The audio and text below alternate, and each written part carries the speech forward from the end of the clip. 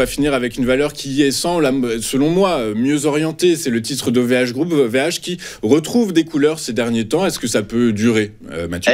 Elle essaye, en tout cas, elle essaye enfin de donner quelque chose. Alors, on a eu ce choc baissier avril-juin, hein. On est passé de 11 à 4,50. Ça a été puissant, ça a été très violent. Et puis, depuis la formation de ce plus bas historique à 4,43, les cours ont tenté une phase de reprise. On avait un début de construction haussière avec des creux et des sommets plus ou moins ascendants, mais pas réellement d'impulsion. Et puis, avec le débordement récent, l'accélération récente de ces 3-4 dernières séances et le franchissement de cette zone de résistance à 6,60, on a un premier élément de force en disant, bon, on a peut-être effectivement mangé notre pain noir. Alors, est-ce que c'est aussi et pour autant, est-ce qu'il y a un potentiel de hausse important, d'accélération ?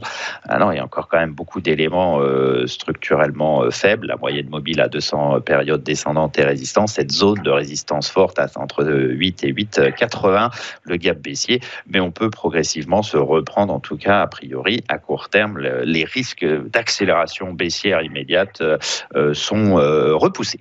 Ok, très clair. Kepler-Chevreux qui entame le suivi de la valeur avec un objectif à 9 euros.